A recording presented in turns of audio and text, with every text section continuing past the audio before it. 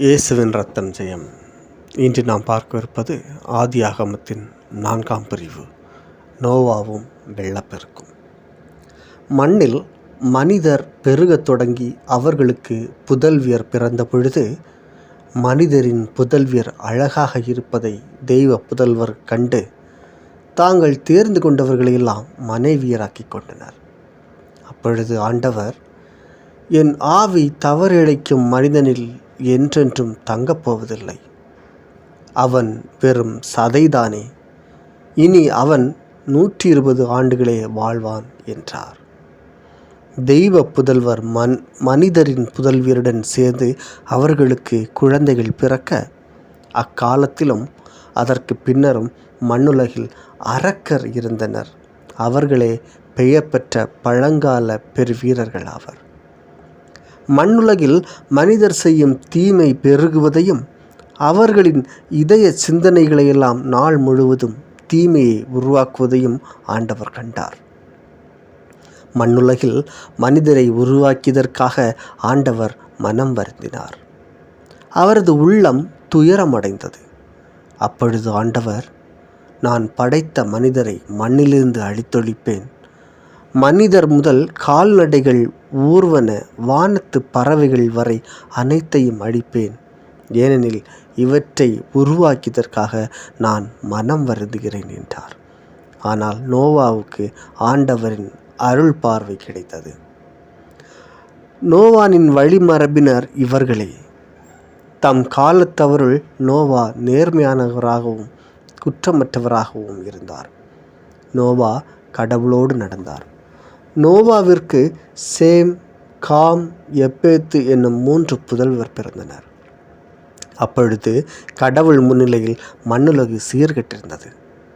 பூவுலகு வன்முறையால் நிறைந்திருந்தது. கடவுள் மண்ணுலகை உற்று நோக்கினார். இதோ அது சீர்கெட்டு போயிருந்தது. மண்ணுலகில் ஒவ்வொருவரும் தீய வழியில் நடந்து வந்தனர். அப்பொழுது கடவுள் நோவாவிடம் பின்வருமாறு கூறினார்: எனது முன்னிலையிலிருந்து மனிதர் எல்லாரையும் ஒழித்துவிடப் போகிறேன். என்னில் அவர்களால் மண்ணுலகில் வன்முறை நிறைந்திருக்கின்றது. இப்பொழுது நான் அவர்களை மண்ணுலகோடு அழிக்கப் போகிறேன். உனக்காக கோபர் மரத்தால் ஒரு பேழை செய். அதில் அறைகள் அமைத்து அதற்கு உள்ளேயும் வெளியேயும் கீழ் பூசு. பேழையே நீ செய்ய வேண்டிய முறையாவது: நீளம் 300 முழம், அகலம் 50 முழம், உயரம் 30 முழம். பேழைக்கு மேல் கூரை அமைத்து அந்த கூரை பேழைக்கு 1 முழம் வெளியே தாழ்வாக இருக்கும்படி கட்டி முடி. பேழையின் கதவை ஒரு பக்கத்தில் அமை. பேழையின் கீழ்த்தளம், நடுத்தளம், மேல்தளம் என 3 தளங்கள் அமை. நானோ வானுலகின் கீழ் உயிருள்ள எல்லாவற்றையும் அழிப்பதற்காக மண்ணுலகில் மேல் வெள்ளப்பெருக்கு வர செய்வேன். மண்ணுலகில் உள்ளவையெல்லாம் மடிந்து போம். உன்னுடனோ என் உடன்படிக்கையை நிலைநாட்டுவேன்.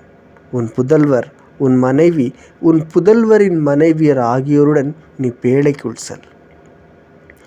உன்னுடன் உயிர் பிழைத்து கொள்ளுமாறு சதையுள்ள எல்லா உயிரினங்களிலும் வகைக்கு 2 பேழைக்கு கொண்டு வா. அவை ஆணும் பெண்ணுமாக இருக்கட்டும். வகை வகையான பறவைகள், கால்நடைகள், நிலத்தில் ஊர்வன ஆகியவற்றிலிருந்து வகைக்கு 2 உயிர் பிழைத்து கொள்ள உன்னிடம் வரட்டும். உண்பதற்கான எல்லா வகை உணவுப் பொருட்களையும் நீ எடுத்து சென்று சேர்த்து வைத்துக்கொள். அவை உனக்கும் அவற்றிற்கும் உணவாகட்டும். கடவுள் நமக்கு கட்டளையிட்டபடியே நோவா எல்லாவற்றையும் செய்து முடித்தார். அப்பொழுது ஆண்டவர் நோவாவிற்கு கூறியது: நீ உன் குடும்பத்தார் அனைவரோடும் பேழைக்குள் செல். ஏனெனில் இத்தலைமுறையில் உன்னையே நான் நேர்மையானவனாக காண்கிறேன். தக்க விலங்குகள் எல்லாவற்றிலிருந்தும் ஆணும் பெண்ணுமாக 7 ஜோடிகளையும், தகாத விலங்குகளிலிருந்து ஆணும் பெண்ணுமாக 1 ஜோடியையும், வானத்து பறவைகளிலிருந்து ஆணும் பெண்ணுமாக 7 ஜோடிகளையும், மண்ணுலகெங்கும் அவற்றின் இனங்கள் உயிர் பிழைத்து கொள்வதற்காக உன்னுடன் சேர்த்துக்கொள். ஏனெனில் இன்னும் 7 நாட்களில் மண்ணுலகின் மேல் 40 பகலும் 40 இரவும் நான் மழை பெய்விக்கப் போகிறேன். நான் உருவாக்கிய உயிரினங்களையெல்லாம் இந்த நிலத்திலிருந்து அழித்தொழிப்பேன். ஆண்டவர் கட்டளையிட்டபடியே நோவா எல்லாவற்றையும் செய்தார். மண்ணுலகில் வெள்ளப்பெருக்கு ஏற்பட்ட போது நோவாவிற்கு வயது 600. வெள்ளப்பெருக்கிலிருந்து தப்புவதற்காக நோவா தம் புதல்வர், மனைவி, புதல்வரின் மனைவி ஆகியோருடன் பேழைக்குள் சென்றார். தக்க விலங்குகள், தகாத விலங்குகள், பறவைகள், நிலத்தில் ஊர்வன அனைத்தும் ஜோடி ஜோடியாக ஆணும் பெண்ணுமாக நோவாவுடன் கடவுள் அவருக்கு கட்டளையிட்டபடி பேழைக்குள் சென்றன. 7 நாட்களுக்கு பின் மண்ணுலகில் வெள்ளப்பெருக்கு ஏற்பட்டது. நோவாவின் வாழ்க்கையின் 600ஆம் ஆண்டின் 2ஆம் மாதத்தில் 17ஆம் நாளன்று பேராழத்தின் ஊற்றுகள் எல்லாம் பீரிட்டு எழுந்தன. வானங்களின் மதகுகள் திறக்கப்பட்டன. 40 பகலும் 40 இரவும் மண்ணுலகில் பெரும் மழை பெய்தது. நோவா தம் புதல்வர் சேம், காம், எப்பேத்து, தம் மனைவி, தம் புதல்வர் மூவரின் மனைவியர் ஆகியோருடன் அன்றே பேழைக்குள் நுழைந்தார். அவர்களும் அவர்களுடன் எல்லா வகை காட்டு விலங்குகளும், கால்நடைகளும், நிலத்தில் ஊர்வனவும், பறவைகளும், இறக்கைகளையுடைய யாவும், உயிருள்ள அனைத்தும் ஜோடி ஜோடியாக நோவாவிடம் பேழைக்குள் சென்றன.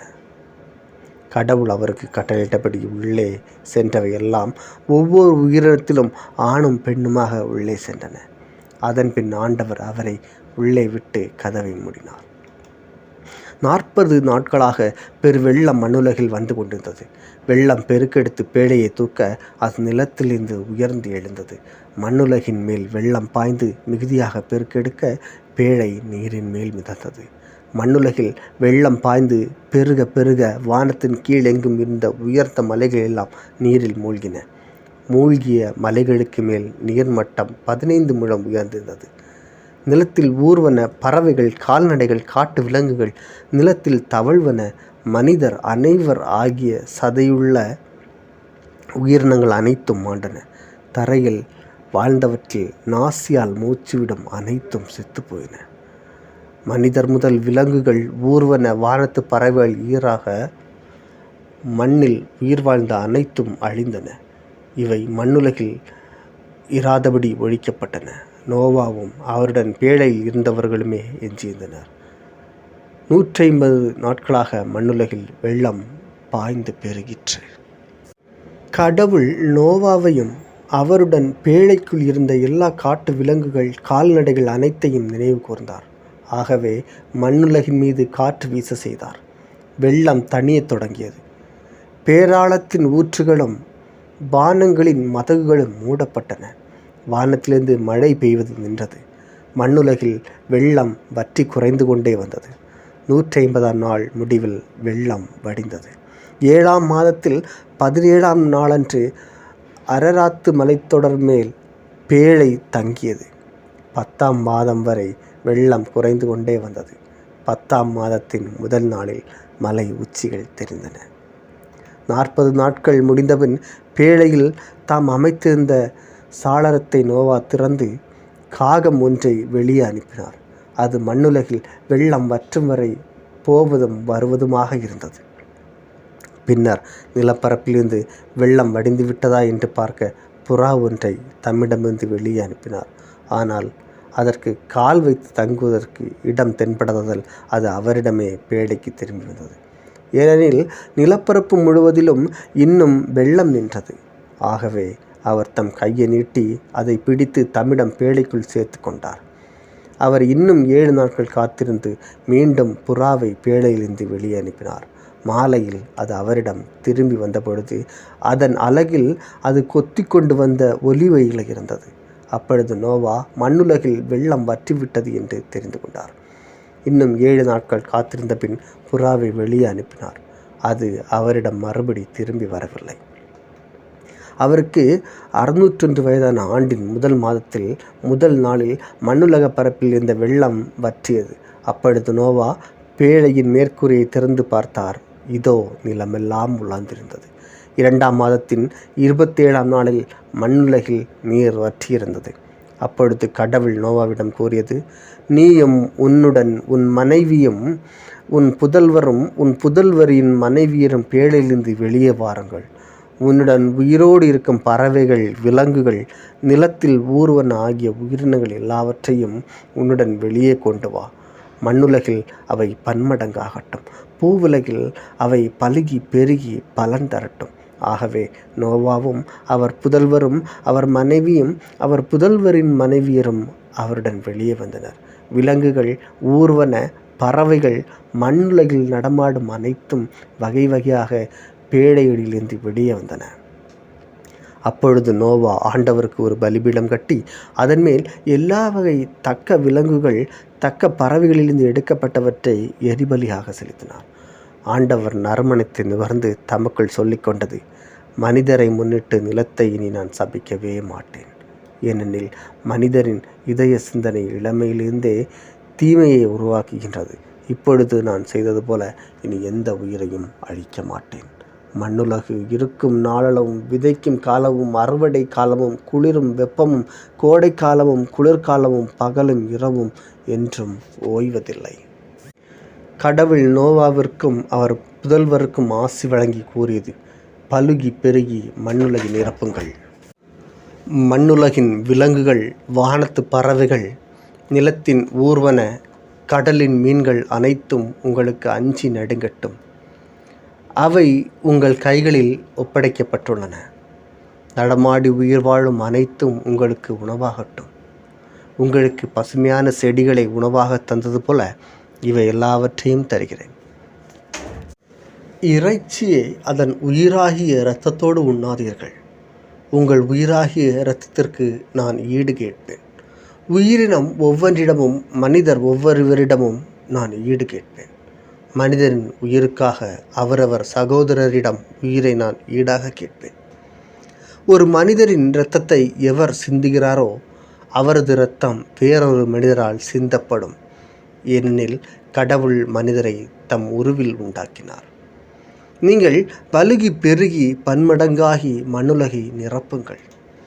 கடவுள் நோவாவிடமும் அவரிடமிருந்த அவர் புதல்வரிடமும் கூறியது, இதோ நான் உங்களோடும் உங்களுக்கு பின்வரும் உங்கள் வழிமரபினரோடும் பேழையிலிருந்து வெளிவந்து உங்களோடு இருக்கும் உயிரினங்கள், பறவைகள், கால்நடைகள், நிலத்தில் உங்களுடன் உயிர் வாழும் விலங்கினங்கள் எல்லாவற்றோடும் மண்ணுலகில் உள்ள எல்லா உயிர்களோடும் என் உடன்படிக்கையை நிலைநாட்டுகிறேன். உங்களோடு என் உடன்படிக்கையை நிறுவுகிறேன்.